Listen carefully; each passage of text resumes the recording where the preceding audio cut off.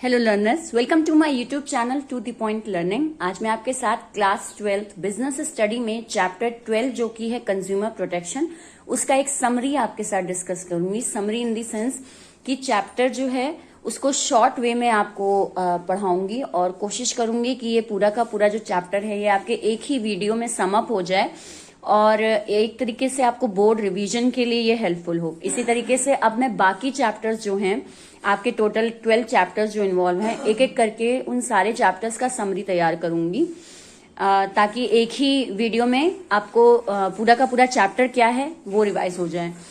तो साथ ही साथ जो बच्चे पूरा चैप्टर पूरा कोर्स पढ़ चुके हैं और अब रिवीजन के फेज में हैं तो उनके लिए भी काफी हेल्पफुल है, और जो बच्चे ऐसे हैं जो कि अभी चैप्टर उतना क्लियर नहीं है या किसी वजह से नहीं पढ़ा है अभी, तो भी आपके लिए ये समरी बहुत हेल्पफुल है, क्योंकि आपको शॉर्ट में बट इन अ प्रिसाइज वे काफी कुछ आपको इस वीडियो में टॉपिक के अकॉर्डिंग मिल जाएगा।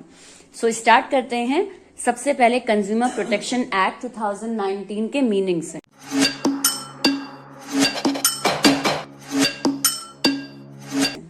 पहला आते हैं, it seek to protect and promote the consumer interest through speedy and inexpensive redressal. Consumer protection act जो है, ध्यान रखिएगा, आपके न्यू सिलेबस के अकॉर्डिंग 2019 का एक्ट होना चाहिए, पुराना एक्ट नहीं, बिकॉज उसमें कुछ नियम चेंज किए गए हैं। तो कंज्यूमर प्रोटेक्शन एक्ट है क्या वो समझते हैं पहले। एक ऐसा प्रोग्राम है या एक ऐसा आपका इनिशिएटिव है जिसमें मेन ध्यान दिया जाता है कि कंज्यूमर को प्रोटेक्ट किया जा सके, प्रमोट किया जा सके, उनके इंटरेस्ट को, इंटरेस्ट का मतलब हो गया कि उनके फेवर की बात की जा सके, कंज्यूमर्स के फेवर की बात की जा सके, और अगर उनको सामान से रिलेटेड, गुड्स से रिलेटेड कोई उनके साथ अनफेयर प्रैक्टिस हो रही है तो उसे प्रोटेक्ट किया जाए, और स्पीडी एंड इनएक्सपेंसिव यानी जल्दी से जल्दी उनके इस नुकसान की भरपाई की जाए या उसकी सुनवाई की जाए। और इनएक्सपेंसिव रिड्रेसल का मतलब हो जाता है कि जिसमें कम से कम खर्चा लगे। मतलब कि अगर एक कंज्यूमर अपनी कंप्लेन वगैरह दायर करवाता है किसी गुड्स से हैजार्ड होकर या उससे हार्मफुल इफेक्ट उसको पड़ता है और फिर वो कंप्लेन करता है उसके लिए, तो उसका जल्दी से उसकी स्पीडी सुनवाई हो जाए और साथ ही साथ ज्यादा उसका पैसा भी ना खर्च हो, इनएक्सपेंसिव वे में काम हो जाए, तो वो आपका कंज्यूमर प्रोटेक्शन एक्ट उसको कंट्रोल करता है, उसको देखता है कि ये जो वर्क है ये पूरा आराम से हो। तो ये इसका पहला मेन है कि प्रोटेक्ट और प्रमोट करता है कंज्यूमर के इंटरेस्ट को। दूसरा आते हैं applicable in whole India including Jammu and Kashmir. पहले जम्मू एंड कश्मीर में अप्लाई नहीं था, बट अब जम्मू एंड कश्मीर में भी अप्लाई है, इसीलिए ये लाइन आपकी मेंशन की गई है कि एप्लीकेबल इन होल इंडिया, पूरे इंडिया भर में इसे एप्लीकेबल किया जाता है। देन आते हैं applicable in all type of business including manufacturing, supply और ई कॉमर्स फर्म्स, यानी कि कहाँ कहाँ आप कौन कौन से तरह के बिजनेस पर कंज्यूमर प्रोटेक्शन एक्ट अप्लाई होता है।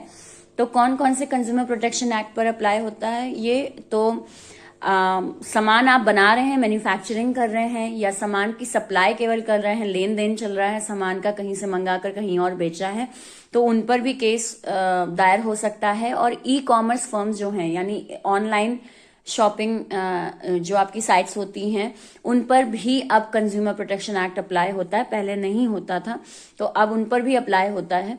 तो ये चीज क्या हो गई आपकी कि किन किन लोगों के किस तरह के बिजनेस पे कंज्यूमर प्रोटेक्शन एक्ट अपने रूल्स रेगुलेशन इम्पोज करता है, यानी आप इनके खिलाफ शिकायत वगैरह करवा सकते हैं। तो ये एक आपका शॉर्ट रिव्यू हुआ मीनिंग का।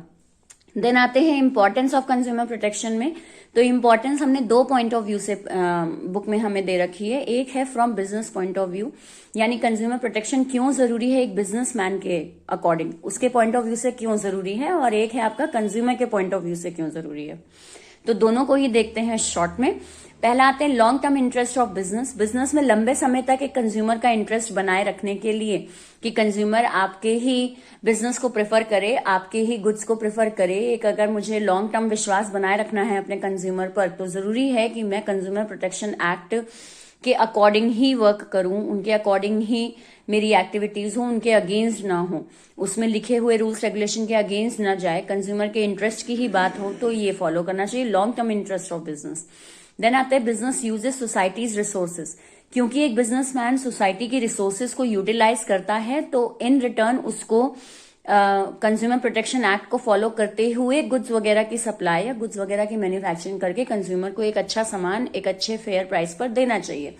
क्यों? क्योंकि हम जो एक बिजनेसमैन है वो रिसोर्सेज ही सोसाइटी की यूज कर रहा है, लेबर हायर कर रहा है, देन मनी इन्वेस्टमेंट के थ्रू गेन कर रहा है और रॉ मटेरियल ले रहा है रिसोर्सेज से। तो ये सारी चीजें इन रिटर्न उसे एक अच्छा प्रोडक्ट, एक फेयर प्रोडक्ट बना के देनी चाहिए। देन आते हैं सोशल रिस्पॉन्सिबिलिटी। एक बिजनेसमैन की सोशल रिस्पॉन्सिबिलिटी होती है, एक जिम्मेदारी होती है कि वो कंज्यूमर प्रोटेक्शन एक्ट को फॉलो करे तो ही उसका बिजनेस जो है एक अच्छे वे में, एक फेयर वे में चल सकता है। वेलफेयर पॉइंट को ध्यान में रखना जरूरी है। ये एक अगर वो पर्टिकुलर पर्सन अपने सामान को बेच रहा है तो ये उसकी जिम्मेदारी है, सोसाइटल रिस्पॉन्सिबिलिटी बन जाती है कि वो कंज्यूमर प्रोटेक्शन को फॉलो करें। नेक्स्ट आते हैं मॉरल जस्टिफिकेशन। देखा जाए तो एक मॉरल, एक अगर हम कहें मेन थीम वाइज है तो जो पर्सन है, एक बिजनेसमैन है, उसे अपने मॉरल, खुद के एक विश्वास को मेंटेन करने के लिए या खुद की एक लॉयल्टी को ध्यान में रखकर भी ये जायज है कि वो कंज्यूमर प्रोटेक्शन एक्ट को फॉलो करके सामान बनाए विदाउट एनी एडल्टरेशन, कोई मिलावट नहीं, कोई चीटिंग नहीं, कोई होर्डिंग नहीं, इन सारी एक्टिविटीज से दूर रहकर अपने प्रोडक्ट को बनाए। तो ये चीज क्या हो जाती है, मॉरल जस्टिफिकेशन भी है, एक देखा जाए तो एक सही बात भी है, एक ट्रू पॉइंट भी है, तो उसे फॉलो करना चाहिए बिजनेस पॉइंट ऑफ व्यू से। देन है government intervention. To avoid government intervention, कि ज्यादा गवर्नमेंट आपके बिजनेस में, आपकी मैन्युफैक्चरिंग में या आपके रोजमर्रा के एक्टिविटीज में बार बार पोक ना करे, गवर्नमेंट इंटरफेयर ना करे, इसके लिए जरूरी हो जाता है कि आप नियम कानून के अंदर रहकर काम करें। जो कंज्यूमर प्रोटेक्शन में कहा गया है उसको लेकर, उसको ध्यान में रखकर आप अगर प्रोडक्शन या वर्क करेंगे तो उस केस में क्या होगा कि गवर्नमेंट ज्यादा इंटरफेयर नहीं करेगी, और गवर्नमेंट इंटरफेयर नहीं करेगी तो आपकी इमेज भी अच्छी रहेगी और विदाउट एनी फियर, आप विदाउट एनी इंटरप्शन आप आराम से काम भी कर पाएंगे। तो ये कुछ पॉइंट्स हो गए आपके कि गवर्नमेंट की बिजनेसमैन को क्यों कंज्यूमर प्रोटेक्शन फॉलो करना चाहिए। नेक्स्ट आते हैं कि एक कंज्यूमर को खुद क्यों कंज्यूमर प्रोटेक्शन एक्ट को फॉलो करना चाहिए, उसके लिए कैसे जरूरी है। तो पहला आते हैं consumer ignorance. Consumer protection act की जानकारी, उसकी इंफॉर्मेशन ज्यादा से ज्यादा लोगों तक पहुंचाई जाए। क्यों? क्योंकि कई कंज्यूमर ऐसे हैं जो इग्नोरेंस में हैं, यानी वो जानते ही नहीं है अपने राइट्स के बारे में, अपने अधिकारों के बारे में। तो कंज्यूमर प्रोटेक्शन एक्ट जो है उनको अवेयरनेस प्रोवाइड कराता है कि ऐसा कंज्यूमर भी आपके पास कुछ ताकत है, कुछ अधिकार हैं जो आपको यूटिलाइज करने चाहिए जब आप प्रोडक्ट को खरीद रहे हैं या प्रोडक्ट से नुकसान आपको पहुंचा है। तो ये चीज क्या है कि कंज्यूमर जो है वो इग्नोरेंट है, यानी कंज्यूमर जो है वो अब नहीं जानता है कुछ रूल्स रेगुलेशन, तो उसे पता होने चाहिए। एज एन अवेयरनेस हमें इन्फॉर्मेशन सेंड करनी चाहिए। तो ये चीज क्या हो गई, कंज्यूमर प्रोटेक्शन एक्ट बनने की वजह से, जैसे आप अभी 12th क्लास में पढ़ रहे हो कंज्यूमर प्रोटेक्शन एक्ट, आपको राइट सारे मालूम है, तो वो आगे तक अगर इन फ्यूचर आपको कंज्यूमर एज अ कंज्यूमर कोई प्रोडक्ट नुकसान पहुंचाता है तो बिल्कुल आपको उससे उसके रूल्स रेगुलेशन मालूम है, आप केस दायर कर सकते हो, आपको प्रोसीजर पता है, या आपको इन्फॉर्मेशन कम से कम इतनी तो है ही कि हाँ आप आवाज उठा सकते हो एज अ ग्राहक या एज अ कंज्यूमर। तो बिल्कुल कंज्यूमर प्रोटेक्शन एक्ट इसलिए भी जरूरी है ताकि एक कंज्यूमर जो है वो इग्नोरेंस में ना रहे, चीजों की अवेयरनेस उसके अंदर रहे, उन पॉइंट्स की अवेयरनेस रहे। दूसरा है अनऑर्गेनाइज्ड कंज्यूमर है। अगर हम देखें तो कंज्यूमर जो है उनकी कोई एक बेसिक सोसाइटी नहीं है, बहुत अनऑर्गेनाइज्ड है, पूरी कंट्री में कंज्यूमर बिखरे हुए हैं। इसलिए ज्यादा से ज्यादा कंज्यूमर प्रोटेक्शन में ये ध्यान दिया जाता है कि ऑर्गेनाइजेशंस बनाई जाएं, एनजीओज बनाए जाएं जो कि कंज्यूमर की हक की बात करें या कंज्यूमर के लिए आवाज उठाए।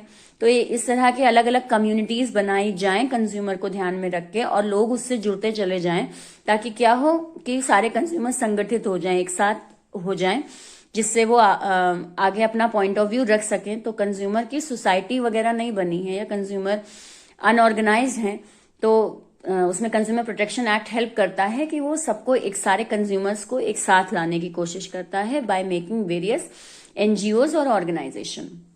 देन आते हैं wide spread exploitation of consumer, क्योंकि कंज्यूमर का बहुत ज्यादा एक्सप्लॉयटेशन होता है। एक्सप्लॉयटेशन का मतलब हो गया यहाँ कि खाने में मिलावट होना, गुड्स में मिलावट होना, सामान को जब्त कर लेना और वेट करना जब उनके प्राइस ज्यादा बढ़ जाए, उनकी डिमांड बढ़ जाए, तब महंगे महंगे दामों पे सामान, सस्ती सस्ती चीजों को बेचना। ये सारी जितनी एक्टिविटीज हैं, अनफेयर एक्टिविटीज हैं जो बिजनेसमैन करते हैं कंज्यूमर के साथ ये बहुत ज्यादा बढ़ती चली जा रही हैं, और इसको कंट्रोल करने के लिए जरूरी है कि हर कंज्यूमर जो है उसे कंज्यूमर प्रोटेक्शन एक्ट के बारे में पता हो, वो ज्यादा से ज्यादा अवेयर हो, तो वो उसके अगेंस्ट एक्शन ले पाएगा। तो इसलिए भी कंज्यूमर प्रोटेक्शन एक्ट का होना जरूरी है कि इन सारी जो एक्टिविटीज हैं जो बिजनेसमैन करते हैं उस पर कहीं ना कहीं कोई कंट्रोल होना चाहिए, कोई लगाम लगनी चाहिए। तो वो कहाँ से लगती है? कंज्यूमर प्रोटेक्शन एक्ट के थ्रू।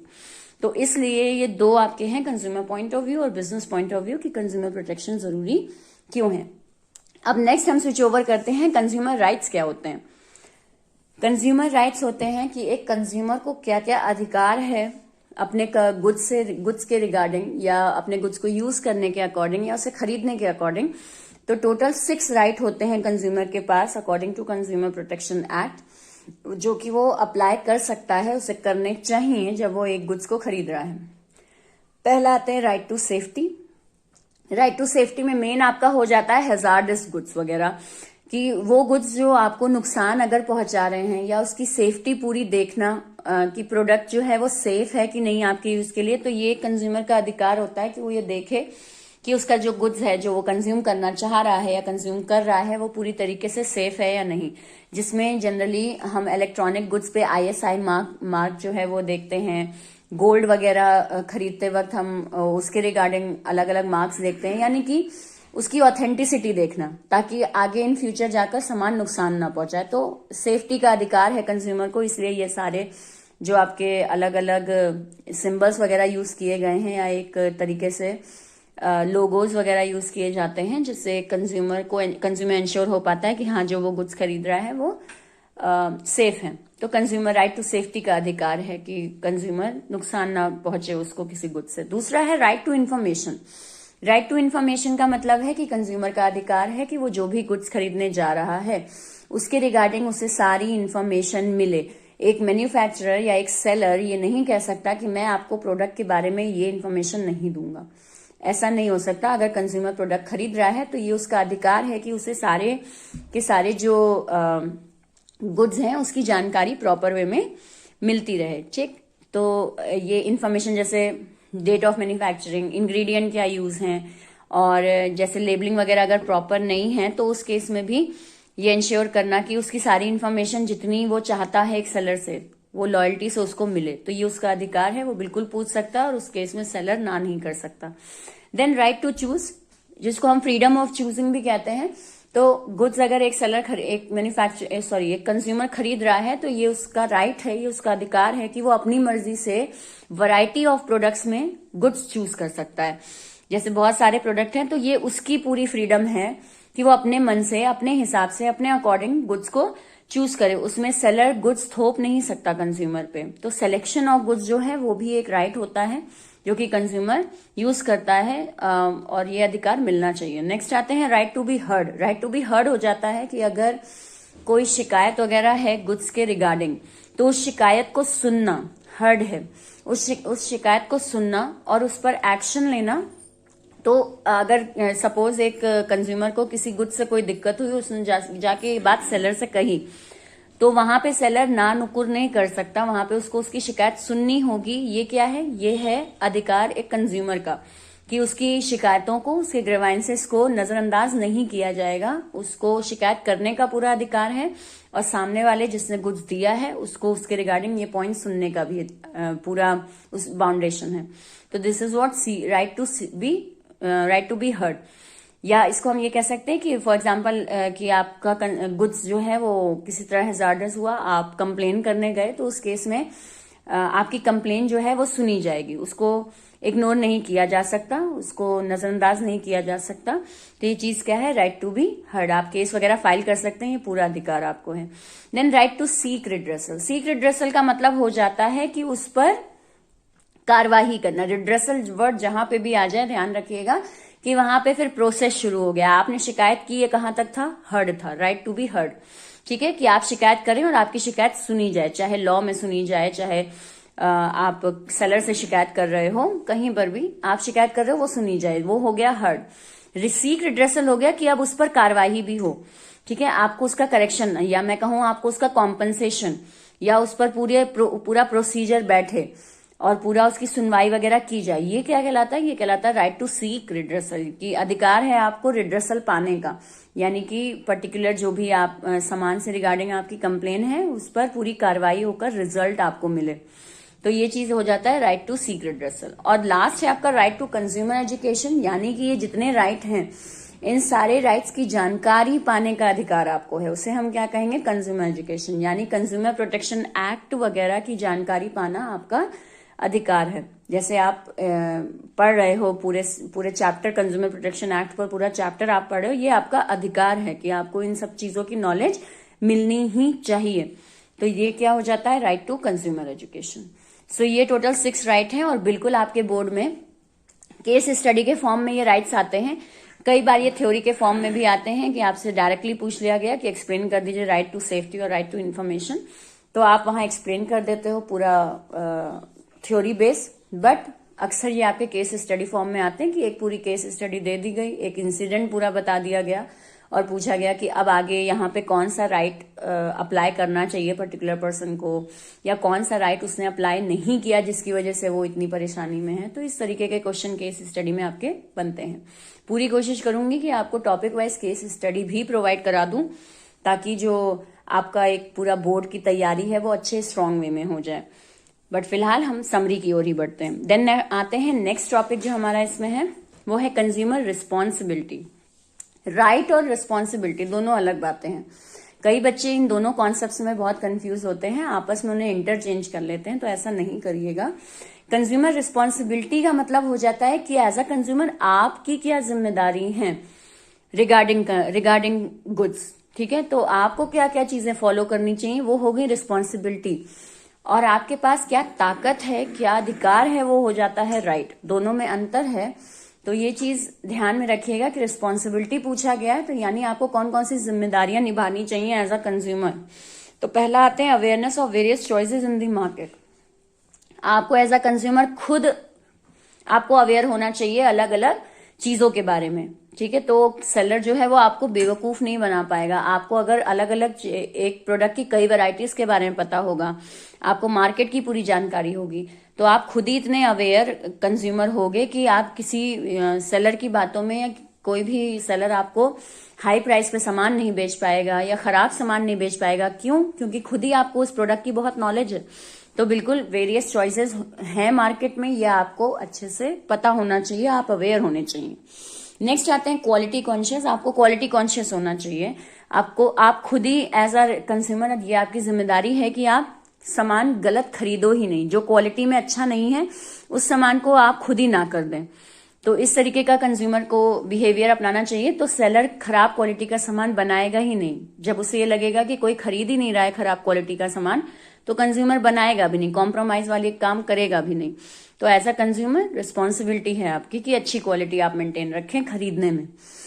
देन आते हैं ऑब्टेन कैश मेमो। यहाँ कैश मेमो का मतलब है बिल जो आप दुकानदार से लेते हैं। तो बिल्कुल एज अ कंज्यूमर रिस्पॉन्सिबिलिटी है कि आप छोटी सी छोटी और बड़ी सी बड़ी चीज का बिल जरूर लें। फॉर एग्जाम्पल आप एसी खरीदने जा रहे हैं, आप कार खरीदने जा रहे हैं, तो बिल्कुल आप डॉक्यूमेंट्स मांगते हैं और डॉक्यूमेंट्स आपको दिए भी जाते हैं, आप बिल भी मांगते हैं, सारा प्रूफ मांगते हैं। क्यों? बिकॉज आपको लगता है आप बहुत बड़ी चीज खरीद रहे हैं और अगर इसमें कोई मिस्टेक हुई तो लौट कर आप उनको रिपोर्ट कर पाएंगे, आपके पास प्रूफ रहेगा। तो केवल बड़ी चीजों में नहीं बल्कि छोटी से छोटी चीजों में भी आपको बिल मांगना चाहिए, बिल के लिए इंसिस्ट करना चाहिए। और बिल भी आपका उस तरह के फॉर्म में हो जो एक सॉलिड, जिसको हम रेसिप्ट कहते हैं, ऐसे छोटी है कोई भी पर्चा निकाल के उस पर टोटलिंग नहीं, बकायदा दुकान का नाम और सारी डिटेल, डेट वगैरह कि कब बिल बना, ये सब चीजें एक प्रॉपर वे में होनी चाहिए बिल आपके पास, ताकि आप इन फ्यूचर अगर कोई बात होती है तो आप केस वगैरह कर पाए और आपके पास बिल एज अ प्रूफ हो वहां पे प्रेजेंट करने के लिए कि कब खरीदा था, कितने का खरीदा था, क्या दिक्कत हुई, ये सब चीजें। तो ऑब्टेन कैश मेमो या insist on cash memo. Next आते हैं read label. Responsibility as a consumer आपकी है कि आप जब भी कोई गुड खरीद रहे हैं, आप खुद पहले उस गुड की जानकारी अच्छे से ले लें। लेबल का मतलब हो जाता है लेबलिंग जो दी हुई है, प्रोडक्ट में जितनी डिटेल दी है उसे ध्यान से पढ़ लें। अगर आप उसको ध्यान से नहीं पढ़ेंगे और आगे चल के गुड्स ने आपको नुकसान पहुंचाया, तो उस केस में आप जाकर केस कर दें और बाद में पता चले कि हमने तो लेबल में लिखा था कि ये चीज कर लीजिएगा, आप पर रिस्क है, तो ये चीज क्या है, फिर वहां आप गलत साबित हो जाते हैं, तब उस केस में कुछ नहीं हो सकता। इसीलिए लेबलिंग पढ़ लेना बहुत जरूरी होता है। जैसे अक्सर आप शेयर मार्केट वगैरह देखते हैं तो उसमें आता है कि शेयर मार्केट में इन्वेस्ट करने से पहले डॉक्यूमेंट सारे बहुत ध्यान से पढ़ें, है ना, और अपने रिस्क पर काम करें। तो सेम वही एक लेबलिंग का भी कॉन्सेप्ट चलता है कि आप लेबल बहुत अच्छे से पढ़ें। आप देखें, फॉर एग्जाम्पल आपने कोई गुड खरीदा, उसमें मैन्युफैक्चरिंग डेट भी है और एक्सपायरिंग डेट भी है, बट आपने नहीं देखा कि पर्टिकुलर गुड्स जो है वो एक्सपायर हो गया है। अब उन्होंने तो मैन्युफैक्चरिंग और एक्सपायरिंग दोनों डेट दी थी, आपने नहीं देखा, उसको कंज्यूम किया, आपको नुकसान हो गया उससे, बाद में आप केस करने गए, तो वो केस बेसलेस है आपका, क्योंकि ये गलती आपकी है कि एज अ कंज्यूमर आपने नहीं पढ़ा लेबलिंग कि वो गुड एक्सपायर था। तो ये चीज क्या हो गई, रीड लेबल, ध्यान से लेबलिंग वगैरह पढ़ें। नेक्स्ट है file a complaint. As a consumer responsibility है, ड्यूटी है आपकी कि आप कोई भी अगर गुड्स या कोई भी चीज आप जो कंज्यूम कर रहे हैं उसने नुकसान पहुंचाया है तो आप उसकी कंप्लेंट करें, नजरअंदाज ना कर दें, कंप्लेंट करें, चाहे दुकानदार को ही जाके कंप्लेंट करें या कंप्लेन का हर जगह हर प्रोडक्ट में कंज्यूमर कंप्लेंट नंबर होता है, उस पर कॉल करके आप करें, शिकायत दर्ज करें, शिकायत जरूर दर्ज करें। इससे क्या होता है कि मैन्युफैक्चरर को भी पता चलता है कि हमारा कंज्यूमर अवेयर है और वो दोबारा गलती नहीं करेंगे, ठीक है। तो कंप्लेन करना बहुत जरूरी होता है। नेक्स्ट आते हैं फॉर्म कंज्यूमर सोसाइटी। जितना हो सके कंज्यूमर सोसाइटी फॉर्म करें। कंज्यूमर सोसाइटी इसलिए कहा जाता है कि एक कंज्यूमर कमजोर पड़ सकता है, वो ज्यादा दूर तक नहीं जाएगा अपने केस को लेकर या दूर तक नहीं आवाज उठाएगा, बट अगर आप सोसाइटी बना लेते हैं तो उस केस में क्या है, वो सोसाइटी बहुत इंपॉर्टेंट इम्पैक्ट डालती है, बहुत इंपॉर्टेंट असर डालती है एक सेलर पे, कि हाँ जो कंज्यूमर है मैं उसे बहका नहीं सकता, या कंज्यूमर जो है मैं उसे बेवकूफ नहीं बना सकता, या मैं उसे दबा नहीं सकता, क्योंकि भाई ये तो पूरी सोसाइटी बन गई है और बहुत स्ट्रांग है। तो इसलिए एक कंज्यूमर जो है अगर उसे एक अच्छी तरीके से अपना रिजल्ट चाहिए है, या मैं कहूँ उसे कॉम्पनसेशन चाहिए है, तो कंज्यूमर सोसाइटीज फॉर्म करनी चाहिए, एक साथ मिलकर आवाज उठानी चाहिए। नेक्स्ट आता है respect environment. As a consumer responsibility है आपकी कि आप एनवायरमेंट की रिस्पेक्ट करें, यानी जो सामान आप कंज्यूम कर रहे हैं उससे ऐसा ना हो कि आप एनवायरमेंट को पॉल्यूटेड कर रहे हैं, कि जैसे आपने कोई सामान खरीदा, उसका रैपर ऐसे ही रास्ते में डाल दिया, या आपने कोई सामान खरीदा और वो अच्छा नहीं है तो आपने पानी वानी में या नदी में उसको बहा दिया। तो ये इस तरीके का काम नहीं करना चाहिए। मैन्युफैक्चरर तो उस सामान को बना रहा है तो उसे तो पैकिंग वगैरह के लिए प्लास्टिक वगैरह यूज करना ही है, बट हमारी रिस्पॉन्सिबिलिटी है कि हम प्रॉपरली उसको थ्रो करें, प्लास्टिक वगैरह ऐसी रास्ते में कहीं ना डाल दें, बैग्स वगैरह। तो ये चीजें फॉलो करनी चाहिए। Then honest dealing, last point is हमें ऑनेस्ट डीलिंग करनी चाहिए। ऑनेस्ट डीलिंग का मतलब हो जाता है कि जो भी गुड्स हम डील कर रहे हैं, हम भी कोई फैक्ट ना छुपाएं सेलर से, और सेलर भी जो है वो हमसे कोई फैक्ट ना छुपाए। दोनों के बीच ही एक ऑनेस्ट डीलिंग होनी चाहिए, तब जाके आपकी जो एक ट्रांजैक्शन होता है वो कंप्लीट माना जाता है। तो कंज्यूमर भी अपने पार्ट से कोई चीटिंग ना करे, कोई फैक्ट हाइड ना करे, और ना ही सेलर। सो ये क्या होगा, ये रिस्पॉन्सिबिलिटीज हो गई सारी की सारी कि कंज्यूमर को क्या क्या रिस्पॉन्सिबिलिटीज पूरी करनी चाहिए। अब नेक्स्ट आते हैं redressal agency under CPA 2019।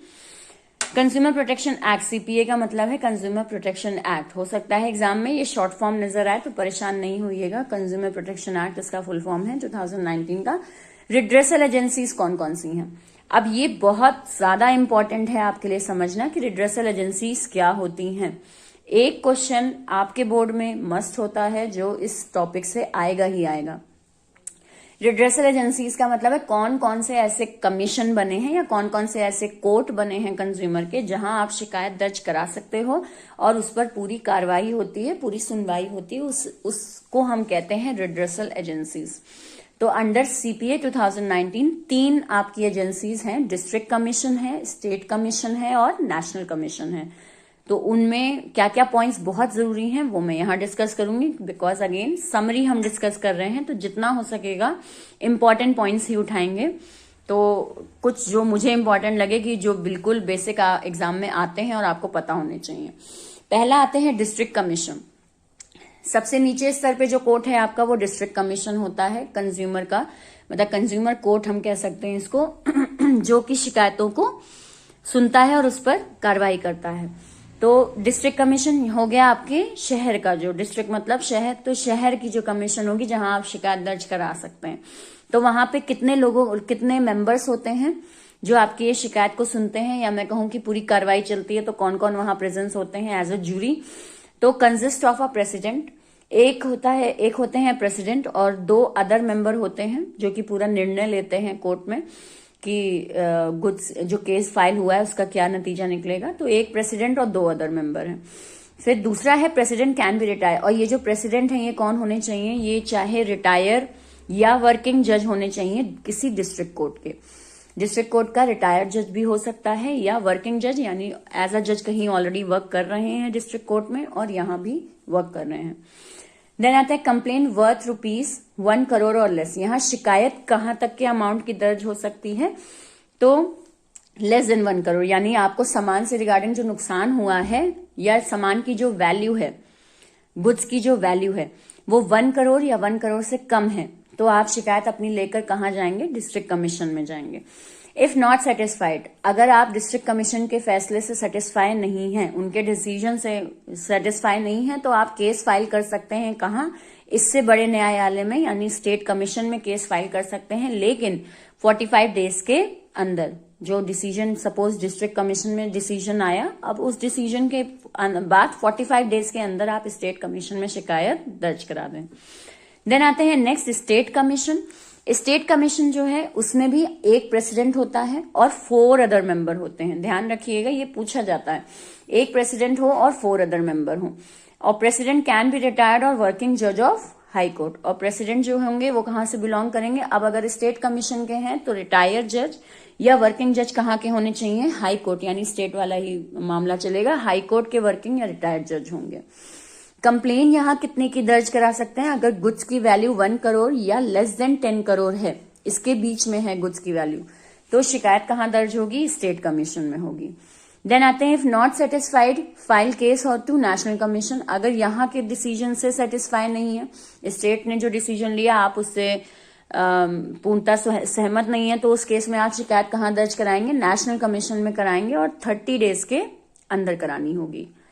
Then आते हैं नेक्स्ट पे, लास्ट वन है जो वो है नेशनल कमीशन। नेशनल कमीशन में भी एक प्रेसिडेंट होता है और 4 मेंबर होते हैं, और इन 4 मेंबर में एक वुमेन होनी चाहिए,